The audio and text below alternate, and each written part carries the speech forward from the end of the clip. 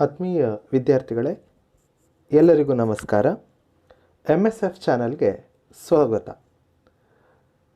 ಕೊರೋನಾದ ಇಂತಹ ಸಂದರ್ಭದಲ್ಲಿ ಮಂಡ್ಯ ಜಿಲ್ಲಾ ಸಮಾಜಶಾಸ್ತ್ರ ವೇದಿಕೆಯು ದ್ವಿತೀಯ PUC ವಿದ್ಯಾರ್ಥಿಗಳಿಗಾಗಿ ಸಮಾಜಶಾಸ್ತ್ರ ವಿಷಯವನ್ನು ದೃಶ್ಯ ಮಾಧ್ಯಮದ ಮೂಲಕ ಬೋಧನೆಯ ಒಂದು ಹೊಸ ಪ್ರಯತ್ನವನ್ನು ಕೈಗೊಂಡಿದೆ. ಇದರ ಭಾಗವಾಗಿ ಅಧ್ಯಾಯ 2ರ ಉಪಘಟಕವಾದಂತಹ ಇತರೆ ಹಿಂದುಳಿದ ವರ್ಗಗಳು, ಇತರೆ ಹಿಂದುಳಿದ ವರ್ಗಗಳ ಸಮಸ್ಯೆಗಳು ಹಾಗೂ ಇತರೆ ಭಾರತದ ಮಟ್ಟದಲ್ಲಿ ರಚನೆಯಾದಂತಹ 2 ಹಿಂದುಳಿದ ವರ್ಗಗಳ ಆಯೋಗಗಳಾದಂತಹ ಕಾಲೇಲ್ಕರ್ ಅವರ ಆಯೋಗ ಹಾಗೂ BP ಮಂಡಲ್ರವರ ಆಯೋಗ ಹಾಗೂ ಕರ್ನಾಟಕದಲ್ಲಿ ರಚನೆಯಾದಂತಹ ಹಿಂದುಳಿದ ವರ್ಗಗಳ ಆಯೋಗಗಳ ಪಕ್ಷಿ ನೋಟವನ್ನು ಈ 2ನೇ ಅಧ್ಯಾಯದ 2.6 ಉಪಘಟಕ ಒಳಗೊಂಡಿದೆ. ಇವತ್ತು ನಾವು ಈ ಉಪಘಟಕದಲ್ಲಿ ಇತರೆ ಹಿಂದುಳಿದ ವರ್ಗಗಳು ಎಂದರೇನು ಮತ್ತು ಅವುಗಳ ಸಮಸ್ಯೆಗಳೇನೇನು, ಹಾಗೆ ಭಾರತದ ಪ್ರಥಮ ಹಿಂದುಳಿದ ವರ್ಗಗಳ ಆಯೋಗವಾದಂತಹ ಮೊದಲನೇ ಆಯೋಗವಾದಂತಹ ಕಾಲೇಲ್ಕರ್ ಅವರ ಆಯೋಗದ ಕುರಿತಾಗಿ ತಿಳಿದುಕೊಳ್ತಾ ಹೋಗೋಣ. ಪ್ರಸ್ತುತಪಡಿಸುತ್ತಿರುವವರು ಶ್ರೀ ಮಂಜುನಾಥ್ ಬಿ, ಸಮಾಜಶಾಸ್ತ್ರ ಉಪನ್ಯಾಸಕರು, ಸರ್ಕಾರಿ ಪದವಿ ಪೂರ್ವ ಕಾಲೇಜು ಬಸರಾಳು, ಮಂಡ್ಯ ತಾಲೂಕು. ಹಾಗೆಯೇ ಈ PPTಯನ್ನು ರಚಿಸಲು ಸಹಕರಿಸಿದಂತಹ ಶ್ರೀ B ಬಸವಲಿಂಗೇಗೌಡರವರು, ಸಮಾಜಶಾಸ್ತ್ರ ಉಪನ್ಯಾಸಕರು, ಭಾರತಿ ಪದವಿ ಪೂರ್ವ ಕಾಲೇಜು, ಕಿರುಗಾವಲು, ಮಳವಳ್ಳಿ ತಾಲೂಕು, ಮಂಡ್ಯ ಜಿಲ್ಲೆ. ಹಾಗೂ ಶ್ರೀ ದಿನೇಶ್ ಜಿ, ಸಮಾಜಶಾಸ್ತ್ರ ಉಪನ್ಯಾಸಕರು, ಗ್ರಾಮಾಂತರ ಸಂಯುಕ್ತ ಪದವಿ ಪೂರ್ವ ಕಾಲೇಜು, ಕೆರಗೋಡು, ಮಂಡ್ಯ ತಾಲೂಕು, ಮಂಡ್ಯ ಜಿಲ್ಲೆ. ಇವರಿಗೆ ಧನ್ಯವಾದಗಳನ್ನು ಅರ್ಪಿಸ್ತಾ ವಿಷಯಕ್ಕೆ ಹೋಗೋಣ. ಮೊದಲನೇದಾಗಿ ಇತರೆ ಹಿಂದುಳಿದ ವರ್ಗಗಳು. ಇತರೆ ಹಿಂದುಳಿದ ವರ್ಗಗಳು ಸಾಮಾನ್ಯವಾಗಿ ಈಗಾಗಲೇ ನೀವು ತಿಳಿದಿರುವಂತಹ ಭಾರತದಲ್ಲಿನ ಹಿಂದುಳಿದವರನ್ನು ಅಥವಾ ಹಿಂದುಳಿದ ವರ್ಗಗಳನ್ನು 3 ಭಾಗಗಳಾಗಿ ವಿಂಗಡಿಸಿದ್ದೇವೆ. ಒಂದು SC ಪರಿಶಿಷ್ಟ ಜಾತಿ, ST ಪರಿಶಿಷ್ಟ ಪಂಗಡ, ಮೂರನೆಯದು ಇತರೆ ಹಿಂದುಳಿದ ವರ್ಗಗಳು. ನಾವೀಗ ಮಾತಾಡ್ತಾ ಇರುವಂಥದ್ದು ಇತರೆ ಹಿಂದುಳಿದ ವರ್ಗಗಳ ಬಗ್ಗೆ. ಹಾಗಾದರೆ ಇತರೆ ಹಿಂದುಳಿದ ವರ್ಗಗಳು ಅಂತಂದರೆ ಏನು? ವ್ಯಾಖ್ಯೆ ರೂಪದಲ್ಲಿ ನೋಡುವಂಥದ್ದಾದರೆ, ಅಸ್ಪೃಶ್ಯ ಪಟ್ಟಿಗೆ ಸೇರಿದ, ಸಾಂಪ್ರದಾಯಿಕವಾಗಿ ಕೃಷಿ, ಪಶುಸಂಗೋಪನೆ, ಕರಕುಶಲ ಕಲೆ ಮುಂತಾದ ವೃತ್ತಿಗಳನ್ನು ಕೈಗೊಳ್ಳುತ್ತಿದ್ದ ಕೆಳ ಮತ್ತು ಮಧ್ಯಮ ಶ್ರೇಣಿಯ ಜಾತಿಗಳನ್ನು ಇತರೆ ಹಿಂದುಳಿದ ವರ್ಗಗಳು ಎನ್ನಲಾಗುತ್ತದೆ. ಅಂದರೆ ಅಸ್ಪೃಶ್ಯ ಅನ್ನೋದು ಈಗಾಗಲೇ ನಮಗೆ ಗೊತ್ತಿದೆ. ಹಾಗಾಗಿ ಅಸ್ಪೃಶ್ಯ ಅಂತಂದರೆ ಮುಟ್ಟಲು ಸಹ ಯೋಗ್ಯ ಅಲ್ಲದೆ ಇರುವಂಥವ್ರನ್ನು ಅಸ್ಪೃಶ್ಯ ಅಂಥೇಳಿ ಕರೀತಾರೆ. ಹಾಗಾಗಿ ಅಸ್ಪೃಶ್ಯ ಪಟ್ಟಿಗೆ ಸೇರದೇ ಇರುವಂತಹ ಜಾತಿಗಳನ್ನು ಹಾಗೂ ಸಾಂಪ್ರದಾಯಿಕವಾಗಿ ವಂಶಪಾರಂಪರ್ಯವಾಗಿ ಕೃಷಿ ಮೇಲೆ ಅವಲಂಬಿತರಾಗಿರುವಂಥದ್ದು ಅಥವಾ ಪಶುಸಂಗೋಪನೆಯನ್ನು ಮಾಡುತ್ತಾ ಇರುವಂತಹ, ಕರಕುಶಲ ಕಲೆಯನ್ನು ಮಾಡ್ತಾರೆ ಅಂದರೆ ಪಾಟರಿ ಅಥವಾ ಕುಂಬಾರಕರಾಗಿರ್ಬೋದು, ಅಕ್ಕಸಾಲಿಗರಾಗಿರ್ಬೋದು, ಇಂತಹ ವೃತ್ತಿಗಳನ್ನು ಕೈಗೊಳ್ತಾ ಇರುವಂತಹ ಜಾತಿ ವ್ಯವಸ್ಥೆಯಲ್ಲಿ, ಏಣಿಶ್ರೇಣಿ ವ್ಯವಸ್ಥೆಯಲ್ಲಿ ಕೆಳ ಮತ್ತು ಮಧ್ಯಮ ಶ್ರೇಣಿಯಲ್ಲಿರುವಂತಹ ಜಾತಿಗಳೆಲ್ಲವನ್ನು ಸೇರಿಸಿ ಅವುಗಳನ್ನು ಹಿಂದುಳಿದ ವರ್ಗಗಳು ಅಂತ ಹೇಳಿ ಕರೀಲಾಗುತ್ತೆ. ಇನ್ನೂ ಸಿಂಪಲ್ಲಾಗಿ ಹೇಳುವಂಥದ್ದಾದರೆ ಅಥವಾ ಸರಳವಾಗಿ ಹೇಳುವಂಥದ್ದಾದರೆ, ಕಡಿಮೆ ಸಾಕ್ಷರತೆಯ ಪ್ರಮಾಣ, ಶಿಕ್ಷಣದ ಕೊರತೆ, ಬಡತನ, ಶೋಷಣೆಗೆ ಒಳಗಾದ ಜಾತಿ ಮತ್ತು ಸಮೂಹಗಳನ್ನು ಹಿಂದುಳಿದ ವರ್ಗಗಳು ಎಂದು ಕರೆಯುತ್ತೇವೆ. ಅಂದರೆ ಯಾವ ವರ್ಗಗಳಲ್ಲಿ ಅಥವಾ ಯಾವ ಜಾತಿಗಳಲ್ಲಿ ಸಾಮಾಜಿಕವಾಗಿ, ಶೈಕ್ಷಣಿಕವಾಗಿ, ಆರ್ಥಿಕವಾಗಿ ಕಡಿಮೆ ಸಾಧನೆಯನ್ನು ತೋರಿಸಿರುವಂತಹ ಮತ್ತು ಶೋಷಣೆಗೆ ಒಳಗಾದ ಜಾತಿಗಳನ್ನು ಹಿಂದುಳಿದ ವರ್ಗಗಳು ಅಂತೇಳಿ ಕರಿಬಹುದು. ಹಾಗಾದರೆ ನೆಕ್ಸ್ಟು ಹಿಂದುಳಿದ ವರ್ಗಗಳ ಸಮಸ್ಯೆಗಳು ಏನೇನು ಅಂತ ನೋಡ್ತಾ ಹೋಗೋಣ. ಹಿಂದುಳಿದ ವರ್ಗಗಳ ಸಮಸ್ಯೆಗಳಲ್ಲಿ ಮೊದಲನೇದಾಗಿ ಅನಿಶ್ಚಿತವಾದ, ಅಮೂರ್ತವಾದ ಮತ್ತು ಅಸಂಘಟಿತ ಸಮೂಹ, ಎರಡನೆಯದು ಆರ್ಥಿಕವಾಗಿ ಹಿಂದುಳಿದಿರುವಿಕೆ, ಮೂರನೆಯದು ಶೈಕ್ಷಣಿಕ ಹಾಗೂ ಸಾಮಾಜಿಕ ಹಿಂದುಳಿಯುವಿಕೆ, ನಾಲ್ಕನೆಯದು ರಾಜಕೀಯವಾಗಿ ಅಸಂಘಟಿತರು. ಸೊ ಇಲ್ಲಿ 2 ಮಾರ್ಕ್ಸ್ಗೆ ಕೇಳ್ಬೋದಂತಹ ಪ್ರಶ್ನೆಗಳನ್ನು ಹೇಳೋದಾದರೆ ಇತರೆ ಹಿಂದುಳಿದ ವರ್ಗಗಳು ಎಂದರೇನು ಅಂತ ಕೇಳಬಹುದು, ಅಥವಾ ಇತರೆ ಹಿಂದುಳಿದ ವರ್ಗಗಳ ಸಮಸ್ಯೆಗಳನ್ನು ತಿಳಿಸಿ ಅಂತ ಹೇಳಿ ಕೇಳ್ಬೋದು. ಸೊ ಈಗ ಒಂದೊಂದನ್ನೇ ವಿವರಿಸ್ತಾ ಹೋಗೋಣ ಆ ಸಮಸ್ಯೆಗಳನ್ನು. ಸೊ ಏನು ಇತರೆ ಹಿಂದುಳಿದ ವರ್ಗಗಳ ಸಮಸ್ಯೆಗಳಲ್ಲಿ ಮೊದಲನೇದಾಗಿ ಅನಿಶ್ಚಿತವಾದ, ಅಮೂರ್ತವಾದ ಮತ್ತು ಅಸಂಘಟಿತ ಸಮೂಹ. ಅನಿಶ್ಚಿತವಾದ ಅಂತಂದರೆ ಸಂಪೂರ್ಣವಾಗಿ ಇಡೀ ಭಾರತದಲ್ಲಿ ರಚನೆ ಇವರನ್ನು ಅಂದರೆ ಇತರೆ ಹಿಂದುಳಿದ ವರ್ಗಗಳಲ್ಲಿ ಸೇರುವಂತಹ ಸಮುದಾಯಗಳನ್ನು ಗುರುತಿಸಲಿಕ್ಕೆ 2 ಆಯೋಗಗಳನ್ನು ರಚಿಸಿದೆ ಭಾರತ ಸರ್ಕಾರ. ಒಂದು ಕಾಲೇಲ್ಕರ್ ಅವರ ಆಯೋಗ, ಇನ್ನೊಂದು ಮಂಡಲ್ರವರ ಆಯೋಗ.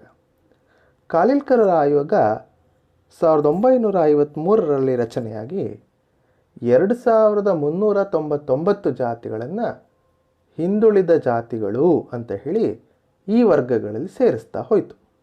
ಹಾಗೆ 1979ರಲ್ಲಿ ರಚನೆಯಾದಂತಹ ಮಂಡಲ ಆಯೋಗ 3743 ಜಾತಿಗಳನ್ನು ಅಥವಾ ಸಮುದಾಯಗಳನ್ನು ಹಿಂದುಳಿದ ವರ್ಗಗಳು ಅಂತ ಹೇಳಿ ಪಟ್ಟಿ ಮಾಡ್ತಾ ಹೋಯಿತು. ಹಾಗಾಗಿ ಈ ಒಂದೊಂದು ಆಯೋಗ ಒಂದೊಂದು ರೀತಿಯ ಸಂಖ್ಯೆಗಳನ್ನು ಇಲ್ಲಿ ಕೊಟ್ಟಿರುವಂಥದ್ದು ಅಥವಾ ಸಮುದಾಯಗಳನ್ನು ಗುರುತಿಸಿರುವಂಥದ್ರಲ್ಲಿ ಆಗಿರ್ಬೋದು. ಮತ್ತು ಈ ಬಹಳಷ್ಟು ಹಿಂದುಳಿದ ವರ್ಗಗಳಿಗೆ ಸೇರುವಂತಹ ಜಾತಿಗಳು ಅಥವಾ ಸಮುದಾಯಗಳು ಭಾರತಾದ್ಯಂತ ಬೇರೆ ಬೇರೆ ಹೆಸರಿನಿಂದ ಗುರುತಿಸ್ಕೊಳ್ತಾ ಹೋಗುತ್ತೆ. ಅಂದರೆ ಕರ್ನಾಟಕದಲ್ಲಿ ಒಂದು ಜಾತಿ ಹಿಂದುಳಿದ ವರ್ಗಕ್ಕೆ, ಇತರೆ ಹಿಂದುಳಿದ ವರ್ಗಕ್ಕೆ ಸೇರಿದರೆ ಪಕ್ಕದ ತಮಿಳುನಾಡು ಅಥವಾ ಆಂಧ್ರದಲ್ಲಿ ಇನ್ನೊಂದು ಜಾತಿಯವರು ಅಥವಾ ಸಮುದಾಯದವರು ಈ ಇತರೆ ಹಿಂದುಳಿದ ವರ್ಗಗಳಿಗೆ ಸೇರ್ತಾ ಹೋಗ್ತಾರೆ. ಹಾಗಾಗಿ ಏನಾಗುತ್ತೆ, ಈ ಎರಡೂ ಸಮುದಾಯಗಳು ಓವರಾಲ್ ಆಗಿ ಇತರೆ ಹಿಂದುಳಿದ ವರ್ಗಗಳ ಅಡಿಯಲ್ಲೇ ಬಂದರೂ ಸಹ ಈ ಎರಡೂ ಜಾತಿಗಳ ನಡುವೆ ಸಂಪರ್ಕ ಇಲ್ಲದೆ ಇರೋದನ್ನ ಪರಸ್ಪರ ಅಪರಿಚಿತರಾಗಿರಬಹುದು. ಹಾಗೆಯೇ ಇವರ ಸಮಸ್ಯೆಗಳ ಬಗ್ಗೆ ಈ ಸಮುದಾಯದವರಲ್ಲೇ ಸಾಕಷ್ಟು ಅರಿವು ಸಹ ಇಲ್ಲದೆ ಇರುವಂಥದ್ದಾಗಿರ್ಬೋದು. ಹಾಗೆ ಹಿಂದುಳಿದಿರುವಿಕೆಗೆ ಸಂಬಂಧಿಸಿದಂತೆ ಈ ಸಮುದಾಯಗಳಲ್ಲಿ ಆಂತರಿಕವಾದಂತಹ ಸಂಘರ್ಷಗಳು ಸಹ ಇವೆ. ಹಾಗಾಗಿ ಈ ಸಮುದಾಯಗಳನ್ನು ಪ್ರತಿನಿಧಿಸುವಂತಹ ಯಾವುದೇ ಏಕೈಕ ರಾಷ್ಟ್ರಮಟ್ಟದ ಸಂಘಟನೆ ಇಲ್ಲ. ಹಾಗೆ ಈ ಸಮುದಾಯದಲ್ಲಿ ಸಾಕಷ್ಟು ವೈವಿಧ್ಯತೆಗಳು ಇರೋದರಿಂದ ಇವರನ್ನು ಒಂದುಗೂಡಿಸೋದು, ಭಾರತಾದ್ಯಂತ ಒಂದುಗೂಡಿಸೋದು ಕಷ್ಟ ಸಾಧ್ಯವಾಗಿದೆ. ಆದ್ದರಿಂದ ಈ ಮೊದಲನೇ ಸಮಸ್ಯೆ ಇದಕ್ಕೋಸ್ಕರನೇ ಅನಿಶ್ಚಿತವಾದ, ಅಮೂರ್ತವಾದ ಮತ್ತು ಅಸಂಘಟಿತ ಸಮೂಹ ಅಂತ ಹೇಳುವಂಥದ್ದು. ಎರಡನೇ ಸಮಸ್ಯೆಗೆ ಹೋಗೋಣ. ಆರ್ಥಿಕವಾಗಿ ಹಿಂದುಳಿದಿರುವಿಕೆ. ಇತರ ಹಿಂದುಳಿದ ವರ್ಗಗಳಲ್ಲಿ ಇರುವಂತಹ ಜನಸಮುದಾಯಗಳು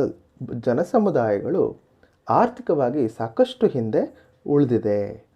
ಅಂದರೆ ಈ ಸಮುದಾಯದವರಲ್ಲಿ ಬಡವರು, ನಿರುದ್ಯೋಗಿಗಳು, ಅಲ್ಪ ಉದ್ಯೋಗಿಗಳ ಸಂಖ್ಯೆ ಬಹಳನೇ ಹೆಚ್ಚಿದೆ. ಕೆಲವರು ಸ್ವಯಂ ಉದ್ಯೋಗಿಗಳಾಗಿದ್ದು ಮತ್ತು ಅತಿ ಹೆಚ್ಚು ಜನರು ಅತಿ ಕಡಿಮೆ ವೇತನಕ್ಕೆ ದುಡಿಯುವಂಥರ ಪ್ರಮಾಣ ಇಲ್ಲಿ ಜಾಸ್ತಿ ಇದೆ, ಈ ವರ್ಗಗಳಲ್ಲಿ ಜಾಸ್ತಿ ಇದೆ. ಹಾಗಾಗಿ ಆರ್ಥಿಕವಾಗಿ ಇವರು ಹಿಂದುಳಿದಿರುವುದನ್ನು ಗುರುತಿಸ್ತಾ ಹೋಗ್ಬೋದು. ಮೂರನೆಯದು ಶೈಕ್ಷಣಿಕ ಹಾಗೂ ಸಾಮಾಜಿಕ ಹಿಂದುಳಿಯುವಿಕೆ. ಅಂದರೆ ಶೈಕ್ಷಣಿಕ ಸಾಕ್ಷರತೆಯ ಪ್ರಮಾಣವನ್ನು ಹೊಂದಿರುವಂಥವರ ಪ್ರಮಾಣ ಆಗಿರ್ಬೋದು, ಮತ್ತು ಉನ್ನತ ಶಿಕ್ಷಣವನ್ನು ಪಡೆದಂತಹ ಜನರ ಪ್ರಮಾಣ ಆಗಿರ್ಬೋದು, ಈ ಇತರೆ ಹಿಂದುಳಿದ ವರ್ಗಗಳಲ್ಲಿ ಬಹಳ ಕಡಿಮೆ ಇದೆ. ಹಾಗಾಗಿ ಶೈಕ್ಷಣಿಕವಾಗಿ ಇವರು ಹಿಂದುಳಿದಿದ್ದಾರೆ.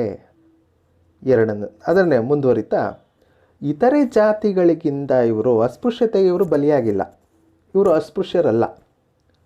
ಹಾಗಿದ್ದರೂ ಮುಂದುವರೆದ ಜಾತಿಗಳಿಂದ ಇವರು ಒಂದು ರೀತಿಯ ಸಾಮಾಜಿಕ ಅಂತರವನ್ನು ಕಾಯ್ದುಕೊಂಡಿದ್ದಾರೆ. ಅಂದರೆ ಈಗಾಗಲೇ ಮುಂದುವರೆದಂತಹ ಜಾತಿಗಳು ಏನಿದ್ದಾವೆ ಅವರು ಇವರನ್ನು ಒಂದು ರೀತಿಯ ಅಂತರದಲ್ಲಿ ಇಟ್ಟಿದ್ದಾರೆ. ಅಸ್ಪೃಶ್ಯರಲ್ಲದೆ ಹೋದರೂ ಒಂದು ರೀತಿಯ ಸಾಮಾಜಿಕ ಅಂತರವನ್ನು ಅವರು ಕಾಪಾಡಿಕೊಂಡಿದ್ದಾರೆ ಇವರಿಂದ. ಹಾಗಾಗಿ ಅದೊಂದು ಸಾಮಾಜಿಕ ಹಿಂದುಳಿಯುವಿಕೆಯಾಗಿದೆ. ಇನ್ನು 4ನೆಯ ಸಮಸ್ಯೆ ರಾಜಕೀಯವಾಗಿ ಅಸಂಘಟಿತರು. ಅಂದರೆ ಈ ಇತರೆ ಹಿಂದುಳಿದ ವರ್ಗಗಳಲ್ಲಿ ಬರೋವಂಥವರು ಯಾವುದೇ ಒಂದು ಜಾತಿಗೆ ಸೇರಿಲ್ಲ. ಭಾರತಾದ್ಯಂತ ಆಗಲೇ ಹೇಳಿದಾಗೆ ಭಾರತಾದ್ಯಂತ ಬೇರೆ ಬೇರೆ ಜಾತಿಗಳು ಎಲ್ಲ ಒಟ್ಟು ಸೇರಿ ಈ ಇತರೆ ಹಿಂದುಳಿದ ವರ್ಗಗಳಡಿಯಲ್ಲಿ ಬರ್ತಾ ಹೋಗುತ್ತೆ. ಆದ್ದರಿಂದ ಏನು, ಇಲ್ಲಿ ಯಾವುದೇ ಒಂದು ಜಾತಿ ಅಂತಕ್ಕಂಥದ್ದು ಪ್ರಾಬಲ್ಯವಾಗಿ ಇಡೀ ಭಾರತಾದ್ಯಂತ ಸಂಖ್ಯಾತ್ಮಕವಾಗಿ ಹೆಚ್ಚಿದ್ದು ರಾಜಕೀಯವಾಗಿ ಪ್ರಬಲ ಬೀಳುವಂತಹ ಸಾಮರ್ಥ್ಯ ಈ ವರ್ಗಗಳಲ್ಲಿ ಇಲ್ಲ. ಹಾಗಾಗಿ ಇವರು ರಾಜಕೀಯವಾಗಿ ಅಸಂಘಟಿತರು ಅಂತ ಹೇಳ್ತಾರೆ. ಯಾವಾಗ ಒಂದು ಸಮೂಹ ಸಂಖ್ಯಾತ್ಮಕವಾಗಿ ಪ್ರಬಲವಾಗಿಲ್ವೋ ಆಗ ಅವರು ಪ್ರಬಲವಾಗಿಲ್ಲದಿದ್ದರೆ ರಾಜಕೀಯವಾಗಿ ಒತ್ತಡ ಸಮೂಹಗಳಾಗಿ ಪ್ರೆಷರ್ ಗ್ರೂಪ್ ಆಗಿ ಕೆಲಸ ಮಾಡಲಿಕ್ಕೆ ಸಾಧ್ಯ ಆಗೋದಿಲ್ಲ. ಆದ್ದರಿಂದ ರಾಜಕೀಯವಾಗಿ ಇವರು ಹಿಂದುಳಿದಿದ್ದಾರೆ ಅಥವಾ ಅಸಂಘಟಿತರಾಗಿದ್ದಾರೆ ಅಂತ ಹೇಳ್ಬೋದು. ಸೊ ಇದಿಷ್ಟು ಇತರೆ ಹಿಂದುಳಿದ ವರ್ಗಗಳು, ಆ ವರ್ಗಗಳು ಅಂದ್ರೇನು ಹಾಗೂ ಆ ಇತರೆ ಹಿಂದುಳಿದ ವರ್ಗಗಳ ಸಮಸ್ಯೆಗಳಾಗಿದೆ. ಸೊ ಇಲ್ಲಿ ಆಗಲೇ ಹೇಳಿದಾಗೆ 2 ಮಾರ್ಕ್ಸಿಗೆ ಕೇಳೋದಾದರೆ ಇತರೆ ಹಿಂದುಳಿದ ವರ್ಗಗಳು ಎಂದರೇನು ಅಂತ ಕೇಳ್ಬೋದು, ಅಥವಾ ಇತರೆ ಹಿಂದುಳಿದ ವರ್ಗಗಳ ಸಮಸ್ಯೆಗಳನ್ನು ತಿಳಿಸಿ ಅಂತ ಕೇಳ್ಬೋದು. 5 ಮಾರ್ಕ್ಸ್ಗೆ ಕೇಳುವಂಥದ್ದಾದರೆ ಇತರ ಹಿಂದುಳಿದ ವರ್ಗಗಳು ಎಂದರೇನು, ಅವುಗಳ ಸಮಸ್ಯೆಗಳನ್ನು ವಿವರಿಸಿ ಅಂತ ಕೇಳ್ಬೋದು. ನಮಗೆಲ್ಲರಿಗೂ ಅರ್ಥ ಆಗಿದೆ ಅಂತ ಭಾವಿಸ್ತಾ ಮುಂದೆ ಹೋಗ್ತಾ ಇದ್ದೀನಿ. ಸೊ ಈ ಇತರೆ ಹಿಂದುಳಿದ ವರ್ಗಗಳನ್ನು ಗುರುತಿಸುವಂಥದ್ದು ಕಾರ್ಯ ಭಾರತದಲ್ಲಿ ಪ್ರಾರಂಭ ಆಗ್ತಾ ಹೋಗುತ್ತೆ. ಅದರ ಭಾಗವಾಗಿ ಹಾಗಾದರೆ ಹೇಗೆ ಗುರುತಿಸೋದು ಇವರನ್ನು ಅನ್ನೋ ಪ್ರಶ್ನೆ ಬರ್ತಾ ಹೋಗುತ್ತೆ. ಆ ಪ್ರಶ್ನೆಗೆ ಉತ್ತರ ಕಂಡುಕೊಳ್ಳುವಂತಹ ಭಾಗವಾಗಿ ಭಾರತ ಸರ್ಕಾರ 1953ರಲ್ಲಿ ಭಾರತದ ಮೊದಲ ಹಿಂದುಳಿದ ವರ್ಗಗಳ ಆಯೋಗವನ್ನು ಪ್ರಾರಂಭ ಮಾಡುತ್ತೆ. ಇಲ್ಲಿ ಮುಖ್ಯವಾಗಿ 2 ಆಯೋಗಗಳನ್ನು ಭಾರತ ಸರ್ಕಾರ ರಚಿಸಿದೆ. ಮೊಟ್ಟ ಮೊದಲನೇದು ಯಾವುದು, ಕಾಕಾ ಸಾಹೇಬ್ ಕಾಲೇಲ್ಕರ್ ಅವರ ಆಯೋಗ 1953ರಲ್ಲಿ. ಎರಡನೆಯದು BP ಮಂಡಲ್ ಆಯೋಗ 1979ರಲ್ಲಿ. ಸೊ 1 ಮಾರ್ಕ್ಸ್ಗೆ ಅಥವಾ 2 ಮಾರ್ಕ್ಸ್ಗೆ ಇದರಲ್ಲಿ ಯಾವುದಾದ್ರೂ ತಿಳಿಸಿ ಅಂತ ಪ್ರಶ್ನೆ ಬರ್ಬೋದು. ಈ ರೀತಿ ರಚಿಸ್ಬೋದು. ಏನು, ಭಾರತದ ಪ್ರಥಮ ಹಿಂದುಳಿದ ವರ್ಗಗಳ ಆಯೋಗ ಯಾವುದು ಅಂತ ಕೇಳಿದ್ರೆ ಕಾಕಾ ಸಾಹೇಬ್ ಕಾಲೇಲ್ಕರ್ ಅವರ ಆಯೋಗ. ಹಾಗೆ ಭಾರತದಲ್ಲಿ ರಚನೆಯಾದಂತಹ ಹಿಂದುಳಿದ ವರ್ಗಗಳ ಆಯೋಗಗಳನ್ನು ತಿಳಿಸಿ ಅಂತ 2 ಮಾರ್ಕ್ಸಿಗೆ ಕೇಳಿದರೆ 2 ಆಯೋಗಗಳ ಹೆಸರುಗಳನ್ನು ಬರಿಬೇಕು. ಅಥವಾ ಇನ್ನೂ ಒಂದು ಸ್ವಲ್ಪ ಟ್ವಿಸ್ಟ್ ಮಾಡಿ ಕೇಳುವಂಥದ್ದಾದರೆ ಎಷ್ಟರಲ್ಲಿ ರಚನೆ ಆಯಿತು ಭಾರತದ ಹಿಂದುಳಿದ ವರ್ಗಗಳ ಆಯೋಗ, ಪ್ರಥಮ ಹಿಂದುಳಿದ ವರ್ಗಗಳ ಆಯೋಗ ಯಾವ ಇಸವಿಯಲ್ಲಿ ಅಥವಾ ಎಷ್ಟರಲ್ಲಿ ರಚಿಸಲಾಯಿತು ಅಂತ ಇಸವಿಯನ್ನು ಸಹ 1 ಮಾರ್ಕ್ಸ್ಗೆ ಕೇಳೋ ಸಾಧ್ಯತೆಗಳು ಇರುತ್ತೆ. ಸರಿ, ಹಾಗಾದರೆ ಈಗ ಈ ಭಾರತದ ಮೊದಲ ಹಿಂದುಳಿದ ವರ್ಗಗಳ ಆಯೋಗವಾದಂತಹ ಕಾಕಾ ಸಾಹೇಬ್ ಕಾಲೇಲ್ಕರ್ ಅವರ ಆಯೋಗವನ್ನು ಕುರಿತು ತಿಳ್ಕೊಳ್ತಾ ಹೋಗೋಣ. ಕಾಕಾ ಸಾಹೇಬ್ ಕಾಲೇಲ್ಕರ್ ಅವರ ಆಯೋಗ. ಸೊ ಈ ಆಯೋಗವನ್ನು ಈಗಾಗಲೇ ಹೇಳಿರೋ ಹಾಗೆ ಭಾರತದ ಮೊದಲ ಹಿಂದುಳಿದ ಆಯೋಗ ಅಂತ ಕರೀತಾರೆ. ಸೊ ಈ ಆಯೋಗ 1953ರಲ್ಲಿ ರಚನೆ ಆಗುತ್ತೆ. 56ರಲ್ಲಿ ತನ್ನ ವರದಿಯನ್ನು ಸರ್ಕಾರಕ್ಕೆ ಸಲ್ಲಿಸುತ್ತೆ. ಈ ಆಯೋಗ ತನ್ನ ವರದಿಯಲ್ಲಿ ಭಾರತದ ಸುಮಾರು 2399 ಸಮುದಾಯಗಳನ್ನು ಹಿಂದುಳಿದವರು ಅಂತ ಗುರುತಿಸ್ತಾ ಹೋಗುತ್ತೆ.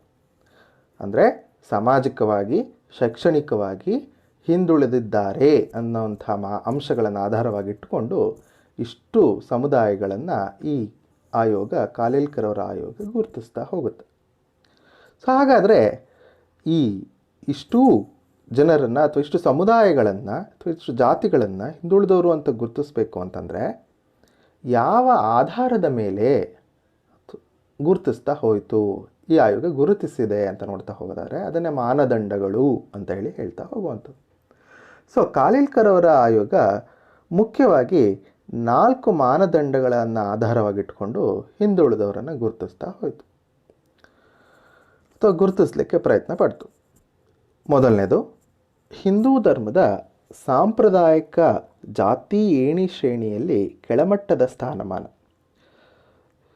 ವಿದ್ಯಾರ್ಥಿಗಳು, ನಿಮಗೆಲ್ಲ ಗೊತ್ತಿದೆ, ಜಾತಿ ವ್ಯವಸ್ಥೆ ಅಂತಕ್ಕಂಥದ್ದಿರೋದು ಇಡೀ ವಿಶ್ವದಲ್ಲಿ ಭಾರತದಲ್ಲಿ ಮಾತ್ರ.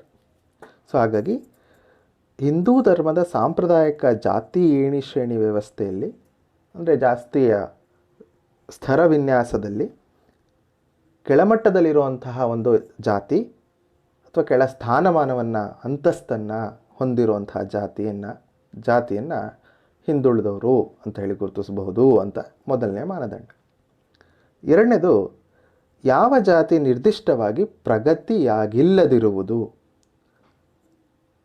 ಇಲ್ಲಿ ಯಾವುದರಲ್ಲಿ ಪ್ರಗತಿಯಾಗಿಲ್ಲ ಅಂತ ಹೇಳ್ತಾ ಹೋದರೆ, ಅಥವಾ ಅಂದ್ಕೊಂಡಿರ್ಬೋದು ಸಾಮಾಜಿಕವಾಗಿ, ಶೈಕ್ಷಣಿಕವಾಗಿ, ರಾಜಕೀಯವಾಗಿ, ಆರ್ಥಿಕವಾಗಿ ಅಂತ ಇಟ್ಕೊಂಡ್ರೆ, ಸೊ ಯಾವ ಜಾತಿಯ ಜನರು ಈ ಎಷ್ಟೋ ಅಂಶಗಳಲ್ಲಿ ಯಾವುದೇ ರೀತಿಯ ಪ್ರಗತಿಯನ್ನು ಹೊಂದಿಲ್ಲದೆ ಇದ್ದರೆ ಅಂಥವರನ್ನು ಹಿಂದುಳಿದವರು ಅಂಥೇಳಿ ಗುರುತಿಸಬಹುದು. ಮೂರನೇದು, ಸರ್ಕಾರಿ ಸೇವೆಗಳಲ್ಲಿ ಪ್ರಾತಿನಿಧ್ಯತೆ ಇಲ್ಲದಿರುವುದು ಅಥವಾ ಕಡಿಮೆ ಪ್ರಾತಿನಿಧ್ಯತೆಯನ್ನು ಹೊಂದಿರುವಂಥದ್ದು. ಅಂದರೆ ಸರ್ಕಾರಿ ಸೇವೆಗಳಲ್ಲಿ ಯಾವ ಜಾತಿ ಅಥವಾ ಸಮುದಾಯಗಳಲ್ಲಿ ಸರ್ಕಾರಿ ಕೆಲಸಕ್ಕೆ ಸೇರಿದಂಥವರು ಅಥವಾ ಸರ್ಕಾರಕ್ಕೆ ಸೇವೆ ಸಲ್ಲಿಸ್ತಾ ಇರುವಂಥವರು ಕಡಿಮೆ ಇರ್ತಾರೋ, ಅಥವಾ ಒಂದು ಸ್ವಲ್ಪನೂ ಸರ್ಕಾರಿ ಸೇವೆಯಲ್ಲಿ ಇಲ್ಲದೇ ಇರುವಂಥ ಜನ ಇದ್ದರೆ ಆ ಸಮುದಾಯಗಳನ್ನು ಅಥವಾ ಜಾತಿಗಳನ್ನು ಹಿಂದುಳಿದವರು ಅಂಥೇಳಿ ಗುರುತಿಸ್ತಾ ಹೋಗ್ಬೋದು ಅಂತ ಈ ಆಯೋಗ ಹೇಳ್ತಾ ಹೋಗುತ್ತೆ. ದೆನ್ ನಾಲ್ಕನೇ ಅಂಶ, ಯಾವ ಜಾತಿ ಅಥವಾ ಸಮುದಾಯಗಳು ವ್ಯಾಪಾರ, ವಾಣಿಜ್ಯ, ಉದ್ದಿಮೆಗಳಲ್ಲಿ ಪ್ರಾತಿನಿಧ್ಯತೆಯನ್ನು ಹೊಂದಿಲ್ಲದೆ ಇರುವಂಥದ್ದು. ಅಂದರೆ ಬಹಳ ಕಡಿಮೆ ಜನರು, ಹಿಂದುಳಿದ ವರ್ಗಗಳಲ್ಲಿ ಕಡಿಮೆ ಜನರು ಈ ವ್ಯಾಪಾರ, ಉದ್ದಿಮೆ, ವಾಣಿಜ್ಯ ಚಟುವಟಿಕೆಗಳಲ್ಲಿ ತೊಡಗಿರುವಂಥದ್ದು, ಅಥವಾ ಇಲ್ಲವೇ ಇಲ್ಲ ಅಂತ ಹೇಳ್ಬೋದು ಒಂದು ರೀತಿ. ಸೊ ಕಡಿಮೆ ಪ್ರಾತಿನಿಧ್ಯ, ವ್ಯಾಪಾರ, ವಾಣಿಜ್ಯ, ಉದ್ದಿಮೆಗಳಲ್ಲಿ ಕಡಿಮೆ ಪ್ರಾತಿನಿಧ್ಯತೆಯನ್ನು ಹೊಂದಿರುವಂತಹ ಸಮುದಾಯಗಳನ್ನು ಹಿಂದುಳಿದವರು ಅಂತ ಹೇಳಿ ಗುರುತಿಸಬಹುದು ಅಂತ ಹೇಳಿ ಈ ಆಯೋಗ ಮಾನದಂಡಗಳಾಗಿ 4 ಅಂಶಗಳನ್ನು ಹೇಳ್ತಾ ಹೋಯಿತು. ಸೊ ಹಾಗಾಗಿ, ಆದರೆ ಈ ಆಯೋಗವನ್ನು ಸರ್ಕಾರ ಆಯೋಗದ ವರದಿಯನ್ನು ಸಂಪೂರ್ಣವಾಗಿ ಒಪ್ಕೊಂಡ್ರು. ಆಮೇಲೆ ಇದನ್ನು ಹಲವಾರು ಟೀಕೆಗಳಿಗೂ ಸಹ ಈ ಆಯೋಗದ ವರದಿ ಗುರಿಯಾಯಿತು. ಏನಪ್ಪ ಅಂತಂದರೆ, ಬರೀ ಜಾತಿ ಅನ್ನೋ ಒಂದೇ ಒಂದು ಅಂಶದ ಆಧಾರದ ಮೇಲೆ ಇಷ್ಟು ಮಾನದಂಡಗಳು ರಚನೆ ಆಗಿದೆ. ಹಾಗಾಗಿ ಇದು ನಿರ್ದಿಷ್ಟವಾಗಿ ಹಿಂದುಳಿದವರನ್ನು ಗುರುತಿಸಲಿಕ್ಕೆ ನಿರ್ಧಾರಕ ಅಂಶವಾಗಿ ಪರಿಗಣಿಸೋದು ಅಷ್ಟೊಂದು ಸರಿಯಲ್ಲ ಅಂತ ಹೇಳಿ ಇದನ್ನು ಟೀಕಿಸ್ತಾರೆ.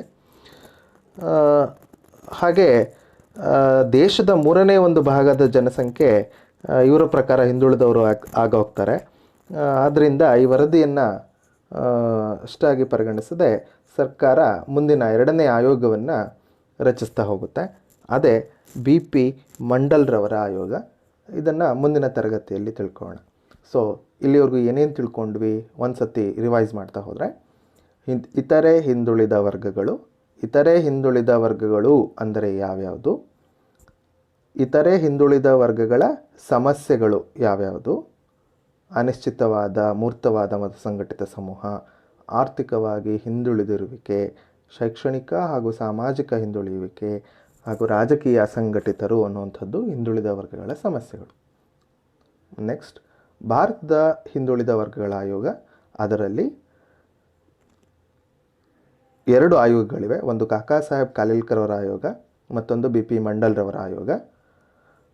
ಇದರಲ್ಲಿ ಕಾಕಾ ಸಾಹೇಬ್ ಕಾಲೇಲ್ಕರ್ ಅವರ ಆಯೋಗ ಯಾವಾಗ ರಚನೆ ಆಯಿತು, ಯಾವಾಗ ವರದಿ ಸಲ್ಲಿಸ್ತು, ಎಷ್ಟು ಸಮುದಾಯಗಳನ್ನು, ಅಂದರೆ 2399 ಸಮುದಾಯಗಳನ್ನು ಕಾಲೇಲ್ಕರ್ ಆಯೋಗ ಹಿಂದುಳಿದವರು ಅಂತ ಹೇಳಿ ಪಟ್ಟಿ ಮಾಡ್ತು. ಹಾಗೆ ಪಟ್ಟಿ ಮಾಡಲಿಕ್ಕೆ ಮಾನದಂಡಗಳನ್ನು ಗುರುತಿಸಿದ ಹೇಗೆ ಅಂತಂದರೆ 4 ಮಾನದಂಡಗಳನ್ನು ಈ ಆಯೋಗ ಗುರುತಿಸಿದೆ. ಸೊ ಇಷ್ಟು ಅಂಶಗಳನ್ನು ನಾವಿವತ್ತು ತಿಳ್ಕೊಂಡಿದ್ದೇವೆ. ಮುಂದಿನ ತರಗತಿಯಲ್ಲಿ ಮಂಡಲ ಆಯೋಗದ ಕುರಿತು ತಿಳ್ಕೊಳ್ಳೋಣ. ಎಲ್ಲರಿಗೂ ಧನ್ಯವಾದ. ನಮಸ್ಕಾರ.